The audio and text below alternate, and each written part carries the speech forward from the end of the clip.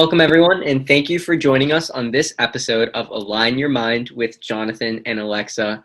We are truly grateful that you guys were able to log on and give us a listen. Today, we're doing an extension of what you may have heard in the last Need to Heed episode, where Jake and I asked each other connection questions and challenging you guys to establish a deeper connection with yourself and with the loved ones around you. So Alexa and I are going to kind of do an extension of that today, and we hope you guys can kind of use some of these questions and the questions Jake and I used last time and kind of merge them together to learn more about yourself and to learn more about your loved ones, because I know I'm truly learning a lot about myself with the last segment. So I'm really excited to get into this segment. But just before we start, on a mindful me note, I just want to let you guys know we are really excited about our school tool segment and all the great things that are coming with it. A lot of teachers and students are logging on, and we're really happy to see an impact occurring. Basically what this is, if you don't know already, students and teachers are logging on at the beginning of their class and listening to 2 to 5 minute segments about mindfulness to start off their day right, because we see that this increases the ability to focus and the ability of attention. And we're starting to see a lot of great work. And we're thankful for the Florida Department of Education for kind of sponsoring some of this work and helping us get on the right track. And we actually just presented to the statewide social emotional learning board. So that was really fun, and a lot of great things are coming from there too. So just be sure to stay tuned from our weekly newsletters to stay in the loop. But to kind of stop some of the anticipation, I'm going to go ahead and ask Alexa the first question. And this question is kind of interesting because it's like a flashback moment. What advice would you give yourself if you could speak to yourself on January 1st, 2016? So 2016, January 1st, was I a freshman or a sophomore in January? I think you were a sophomore because I was a freshman. Okay, so sophomore year was actually pretty tough. So I would honestly tell myself, I think that was the year that I picked my quote that everyone is sick of hearing me say, but everything happens for a reason. I was really stressed out with school. My GPA dropped way lower than I ever thought it could go. And I was stressing out about it. And one phrase I would have told myself then is that everything happens for a reason. There was a reason why my GPA fell. I needed to realize that my actions have consequences, and I would be able to bring it up, and I would be able to work hard for my final GPA, which I was happy with. But I would definitely tell myself just one phrase, and that's everything happens for a reason, because I don't think I really understood or picked that phrase until probably the end of sophomore year, and now I say it nonstop. But I would have told myself that then. What about you? Well, back in 2016, that was actually my first year in high school. And I think at that time, I would say I was very grade driven. I thought grades kind of like equaled success or something along those lines. But as I went through high school, I really realized that at least now, when I evaluate a lot of things, I think other than getting into college, which is obviously really important if that's the track you want to go on, I think that's one of the most important things that actually identify success. So if I could go back then, I would just kind of challenge myself to really ask where I would want to be in the next few years, and then what goals I can make in order to do that, other than just education, because I felt like I could have made a lot more impact in like my first year in high school, which I just think I didn't do as much as I could have done back then, as much as I'm doing now at least. But yeah, if I could go back, I'd definitely try to change some of the habits that I had back then. Okay, my turn.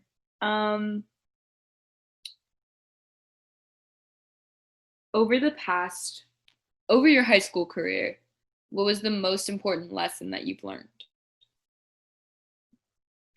Definitely over my years in high school, which I'm still going through, I've learned not to take things for granted, and time goes really fast. Um, I still don't believe that I'm a senior in high school, and I still don't believe that Alexa graduated high school, which is just crazy to kind of comprehend. But time really went by fast. And there's a lot of moments where I like look back and I kind of like question if that actually happened just because it did go by so fast. So I definitely cherish the moments and try to put more attention on some of the things that I didn't. But yeah, one of the most important lessons were to kind of just enjoy the moment and soak it in. I would say mine was probably, I think I still am a big stressor, but I used to stress about things that I either had no control over or things that hadn't happened yet. Um, like for example, like I had a big test and I was like, wow, I know I'm gonna fail this. And also that's one word, like change one word, change your life. But I think that goes hand in hand to stress about things that you either have control over or don't stress about it, but do something about it. Um, and over my high school career, that was definitely something I should have realized faster or sooner, because I think that would have taken a lot of my energy into and put it into things that could have bettered my high school career. Um, but yeah, I would definitely say don't stress over things that you can't control, and whatever you do have control over, instead of stressing over it, do something about it. Yeah, no, I think that's a very good point. I definitely used to do that a lot too, just because it's like human nature that you try to control things that's out of your reach. But yeah, I think I'm still trying to learn that just as you are too. I guess I'm gonna ask a question. Hmm. What would you say you're most proud of in your life that you've been able to do? Like your most proud accomplishment? Um, just off the top, like for some reason, this was the first thing that popped up in my head, but I never really actually thought about this until it popped up in my head. I don't know why that was the first thing, but I guess my resume, as far as the experiences I've had and the opportunities I've been given, all throughout high school, I wanted to become a lawyer, so that's why I put all of my attention, all of my energy, and submitting my resume to colleges and jobs. Um, I've had the opportunity to work at a law firm as an intern, and I think that that was a good experience for me to have, and I think that that was something that I was proud of, that I was able to say. I like, people would ask me all the time, like, what do you do, like, do you make money, like, what do you do? And I was like, yeah, I'm an intern at a law office. And like nowadays I think that's more common, but people were still like surprised. They're like, how old are you? I'm like 17. They're like, oh wow, that's impressive. I was also a swim coach for younger kids, probably ages from like probably like 6 months to like 5 years old. And I used to be a competitive swimmer for the majority of my life. And I think that it was kind of cool to just see how kids would start from literally sinking to being on a competitive swim team. I think that was cool to look at and have that opportunity as well. I also learned a lot. Obviously, not about how to swim, but just about how kids react to certain things and how to teach kids certain things, as well as all of the accomplishments I've had in high school, like my mock trial team winning Empire, like we placed in a national competition. Mindful Me taking off for sure was something that I'm proud of. We started from how many kids? 4 kids in a courtroom, 4 or 5 kids in a courtroom talking to Mr. Katz and just saying, what should we name it? And now look at where we are. We have a podcast, we've done summits. So I think that's what I'm most proud of, is my resume and everything that comes along with it. What about you? This is kind of a weird question for me because I wouldn't know what to exactly say. But I don't know if I would consider it an accomplishment or just something that I'm more so proud of, which I guess is an accomplishment. But I'm glad that I can kind of like reflect on most of the more recent actions, I guess, that I've been able to do and be really content with it and be willing to like own up to it. I've always tried to like when I went into high school, my goal was to just do whatever I thought was right and always be able to justify what I did. And if I wasn't, to be the first to own up that that's not what I should have done. And I felt like I've been able to do that so far throughout my entire high school experience. Is I've just been able to lead by the actions I wanted to take and not just like be conformed to regular society. And that's something that I'm really proud of just because I feel like it's no one else is writing my story. I'm kind of writing it as I go. And I don't know if that's an accomplishment per se, but it's just something that I've been proud of over the years to accomplish. And yeah, I don't know if that answered the question, but Yeah, I think you've definitely taken a path that not many high schoolers have taken. And you've also done things not a lot of high schoolers have done. So I would agree with that. Um, what would you be happy to do all over again? Like, what's one thing that you really enjoyed that made you happy that you'd want to do again for the first time? mhm. This is an interesting question. If I could go back for the first time, uh, it would probably be my junior year of high school, which would have been Alexa's senior year of high school. It was a really stressful time, yeah, but I also feel like I grew the most identity-wise my junior year. I feel like if I looked at myself in sophomore year and looking at myself now, I'm a completely different person, and it was really fun going through the journey of identifying myself. But yeah, that was probably like it was just a fun time. It was really laid back, and I would definitely try to do that again. What about you? I would agree. My junior year also, I think I found myself, but just to go a little on a different path, more of like an event I would do again for the first time was our mock trial trip for Empire. I feel like that was a time when all of us were so close and like we were all so like so friendly with each other, and like we made a huge accomplishment that we never thought we'd ever achieve. And just seeing everyone's faces while our names got called, we were like, "Are you serious? Like, we really? How did we pull that off?" And it was just so cool to experience with like some of my closest friends. And I think that that was something that also helped me find what I wanted to do. Even though at that point I knew I didn't necessarily want to be a lawyer, it was just something that I knew I wanted to do while it was fun in high school, but I knew that it wasn't going to be like that in the real world. I think that's when it's like finally clicked. Like, I don't want to go to law school. It was just something that was a hobby for me and something that was enjoyable. And I think that trip specifically made me realize how enjoyable it was in my high school career. Yeah, no, I definitely agree with that. That trip, I got really close to you guys, and I don't think we'd be doing a lot of the things we're doing now if we didn't take that trip. But yeah, no, that was definitely a cool experience for sure. Let me see. Hmm.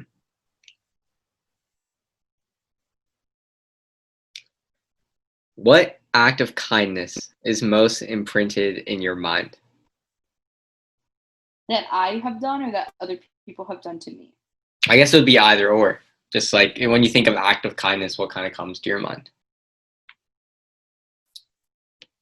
Um, I think in general, I'll do both. So, an act of kindness that can be done to me, or something that I find rewarding, or just makes me feel like I've achieved something, or that something that someone says to me that makes me feel like I've achieved something, is someone complimenting um, my like not my physical appearance or not like who I am, but what I am and what I've done. Like a simple like I'm proud of you. Like I think that that goes a long way. Just after, especially after a hard day or like a hard year, dedicating myself to something, and someone saying, "Wow, like I'm proud of you." Um, I think that that's an act of kindness that can go a lot further than you would think. And an act of kindness that is imprinted in my brain that I do is probably the same thing. I think, um, on the outside, I kind of come off as like a hardy. Like I think a lot of people think that I'm like very shielded and that I'm very like hard to get to know, or like hard to um, approach. And I know Jonathan can definitely vouch for that before we became good friends.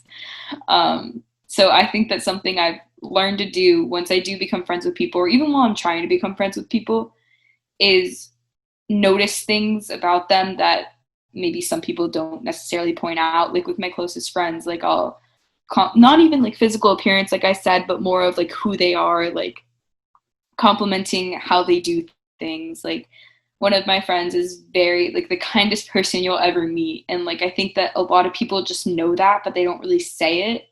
And I think pointing those things out and saying it out loud is something that people like to hear just because they know it exists, but they don't hear it so often because people think that it's just a norm. Like they're like, yeah, I'm nice. But then you say it out loud and they hear it.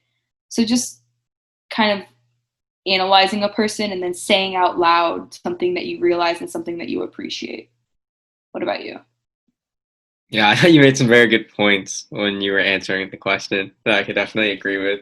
But for me, random acts of kindness, I guess for the first perspective of like what other people do that I see as a random act of kindness has always been like something more almost physical. But like it's like a weird because I feel like when people do random acts of kindness that are like in the eyes of like publicity or like for a personal reasoning, like that like for personal ambition or if it like goes towards them, I try like I don't really consider that personal acts of kindness, but whenever people do things selfless, I do. So for me, I've always thought of that being as just simple things. Like it could be sometimes there's like homeless individuals and stuff like that and outreach through that venue as well as like kids and mental awareness and things of that nature. I feel like whenever I see someone doing something in those industries and not taking credit for it, I just really see that as like a selfless act and really truly an act of kindness. But for myself, what acts of kindness I do, I'm not quite sure. But I just try to be rather positive whenever I can. But yeah, no, I don't know how to answer the second prong of that question. But Very accurate. Jonathan is one of the most positive people you'll ever meet, even in the darkest of times. He'll smile like, it's fine. And he's drowning in stress. He's like, it's fine. He's like, I'm fine. We'll figure it out. So yeah, I do think that that's an act of kindness that you do onto yourself and others. So I would agree with that. So probably going to be one of our last questions. What is something that you've learned? So 2020 has been quite a year, and I think we've all learned a lot about everything going on around us and about ourselves. So what's one thing that you've learned about yourself within the past year? Well, within the past year, I've definitely learned that there's an ability to do a lot of great work without leaving your home. I mean, I never realized the impact I can make from my bedroom or the impact I can make from my house. And I think I took that almost for granted. Like I always had to be somewhere to do something good for the community, or always had to be somewhere to do something just in general that I thought was productive. And I really realized there's a lot that can be done without ever leaving your home. And I definitely think that's going to be something that I try to implement throughout the rest of my life, always knowing that if you're connected to the internet, well, the fact is you always have a way to impact, and impacting is my biggest goal in life. Yeah, I'd actually have to agree with that and add on to it by saying that, you never really know how much you can achieve until you achieve it. And I think that this past year has been the perfect example of that, whether it be regarding Mindful Me and how far we've come with summits and guest speakers, or my schoolwork where I was never a straight A student, but in college somehow I've pulled it out and have straight A's. And I think that that's just something that I wouldn't have realized until I was really just focused on school and being quarantined. Like there's really nothing to do except be on your computer. And I think I had binge watched so many Netflix shows that I have no more left, that the only thing left to do is school. And I feel like that has made me realize that I can accomplish something as long as I focus on it. So that's something I realized is whatever I put my mind to, I will get done, and I will achieve, and I will be successful in. So I think that that's something that a lot of people have learned during quarantine, like John said. So I think that this year, although it's been quite a rough year, I think that there is always a positive we can take from it. And I think that that is a positive that a lot of people can take from. Yeah, I agree. And I think that is indeed a great way to wrap it up. Thank you guys for listening. Remember that every Monday we come out with a new meditation, and every Thursday we come out with a new podcast. Next week we're going to have Mind Watch with Dan and Thomas. And then Also, on every Sunday, we come out with an inspirational letter, so be tuned to read that. But thank you guys for tuning in. Remember, you can visit our website, mindfulme.org. That's mindful with 2 L's, me.org. And all of our episodes are available on Spotify Music, Apple Music, Google Podcast, as well as RSS feed and Zencast. Thank you guys for listening. Remember, whatever the mind can believe and conceive, it can achieve. Bye. I hope you enjoyed that episode of Align Your Mind with Jonathan and Alexa. Be sure to visit mindfulme.org for videos, meditations, and podcasts just like this. You can also listen to Mindful Me resources on Apple Podcasts, Spotify, YouTube, and Google Podcast by just searching Mindful Me. Mindful with 2 L's, space, M-E. We can't wait to see you on there. Be sure to visit our social media at MindfulMe Inc. to stay updated on the latest news and events. I hope you have a great rest of your day.